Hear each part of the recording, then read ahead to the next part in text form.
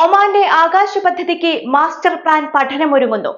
വാണിജ്യാടിസ്ഥാനത്തിൽ spirulina alga ഉൽപ്പാദിപ്പിച്ച് Sultan Qaboos university. ഒമാന്റെ മിക്ക ഗവർണറേറ്റുകളിലും ശക്തമായ കാറ്റിന് സാധ്യതയുണ്ട് എന്ന് മുന്നറിയിപ്പ്. ഇന്നത്തെ പ്രധാനപ്പെട്ട വാർത്തകളുമായി ഗൾഫ് അപ്ഡേറ്റ്സ് തുടങ്ങുകയാണ്. എല്ലാ പ്രേക്ഷകർക്കും സ്വാഗതം. Gulf updates Oman brought to you by Shahi Foods and Spices, powered by Purushottam Kanji exchange.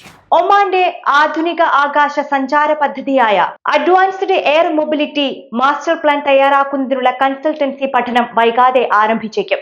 ഇത് സംബന്ധിച്ച് വിവിധ കമ്പനികൾ സമർപ്പിച്ച പ്രപ്പോസലുകൾ ഗതാഗത വാർത്താവിനിമയ വിവരസാങ്കേതിക മന്ത്രാലയം പരിശോധിച്ചു വരികയാണ്. തെരഞ്ഞെടുക്കപ്പെടുന്ന കൺസൾട്ടൻസി സ്ഥാപനം AAM പദ്ധതി രൂപകൽപ്പന ചെയ്യുന്നതിനും നടപ്പാക്കുന്നതിനുമായി ഗതാഗത മന്ത്രാലയത്തെയും ദേശീയ സ്റ്റിയറിംഗ് കമ്മിറ്റിയെയും പിന്തുണയ്ക്കും. 7 കമ്പനികളാണ് പ്രപ്പോസൽ സമർപ്പിച്ചിരിക്കുന്നത്. വൈദ്യുത വിമാനങ്ങൾ ഉപയോഗിച്ച് നഗരങ്ങൾക്കകത്തും നഗരങ്ങൾക്കിടയിലും ആളുകളെയും ചരക്കുകളെയും വഹിക്കാനുള്ള പുതുതലമുറ ആകാശ സഞ്ചാര സംവിധാനമാണ് അഡ്വാൻസ്ഡ് എയർ മൊബിലിറ്റി. സ്വയം നിയന്ത്രിതമോ ദൂര നിയന്ത്രിതമോ ആയി ലംബമായി ടേക്ക് ഓഫും ലാൻഡിംഗും ചെയ്യാൻ കഴിയുന്ന വിമാനങ്ങൾ ഉപയോഗിച്ചാണ് ഈ സർവീസ് നടത്തുക.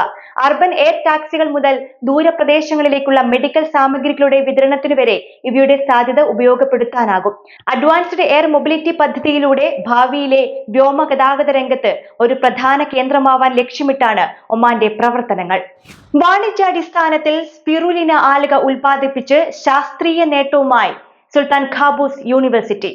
വിജ്ഞാനാധിഷ്ഠിതവും സുസ്ഥിരവുമായ സമ്പദ് വ്യവസ്ഥയെ പിന്തുണയ്ക്കുന്ന ഗവേഷണ നവീകരണ പ്രവർത്തനങ്ങളുടെ വളർച്ചയുടെ ഭാഗമായാണ് സർവകലാശാലയുടെ ഈ നേട്ടം.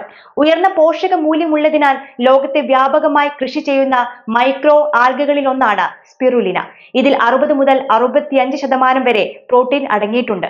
മനുഷ്യർക്കും മൃഗങ്ങൾക്കും പ്രധാന പോഷക പൂരകമായ സ്പിറുലിനയുടെ വൻ തോതിലുള്ള ഉൽപാദനം അക്വാകൾച്ചർ മൃഗസംരക്ഷണ മേഖലകളുടെ വളർച്ചയ്ക്ക് സഹായകമാകും.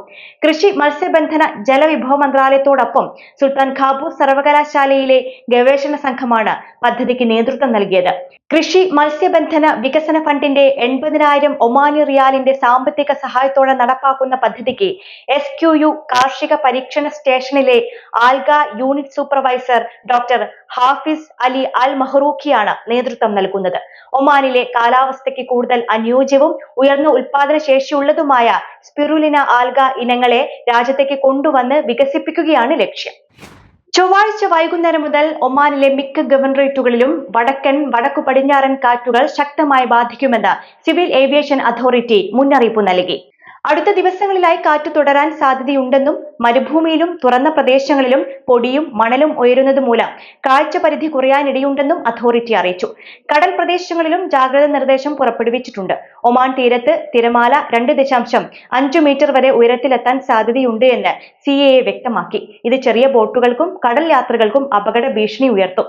മത്സ്യത്തൊഴിലാളികളും കടലിൽ പോകുന്നവരും അതീവ ജാഗ്രത പാലിക്കണമെന്ന് അതോറിറ്റി മുന്നറിയിപ്പ് നൽകി. പൊതുസ്ഥലങ്ങളിൽ മാലിന്യം തള്ളുന്നതിനെതിരെ ക്യാമ്പയിനുമായി വടക്കൻ ബാത്തിന മുനിസിപ്പാലിറ്റി. നിശ്ചിത ഇടങ്ങളിലല്ലാതെ മാലിന്യം നിക്ഷേപിക്കുന്നത് പരിസ്ഥിതിക്കും പൊതുസുരക്ഷയ്ക്കും ഗുരുതര ഭീഷണിയാണ് എന്ന് അധികൃതർ ചൂണ്ടിക്കാട്ടി. പൊതുസ്ഥലങ്ങളുടെ ശുചിത്വം നിലനിർത്തുന്നതിനായി പൗരന്മാരും താമസക്കാരും കൂട്ടായ ഉത്തരവാദിത്ത ബോധത്തോടെ പ്രവർത്തിക്കണം. സുരക്ഷിതവും സുസ്ഥിരവുമായ പരിസ്ഥിതി ഉറപ്പാക്കുന്നതിന് എല്ലാവരുടെയും സഹകരണം അനിവാര്യമാണെന്ന് മുനിസിപ്പാലിറ്റി വ്യക്തമാക്കി. ഇതോടുകൂടി ഇന്നത്തെ ഗൾഫ് അപ്ഡേറ്റ്സ് പൂർണ്ണമാവുകയാണ്. നമസ്കാരം. ഗൾഫ് അപ്ഡേറ്റ്സ് നിങ്ങളുടെ വാട്സാപ്പിൽ ലഭിക്കുന്നതിന് നിങ്ങളുടെ പേരും സ്ഥലവും 96201150 എന്ന നമ്പറിലേക്ക് വാട്സാപ്പ് മെസ്സേജ് അയക്കൂ. Gulf updates Oman brought to you by Shahi Foods and Spices, powered by Purushottam Kanji exchange.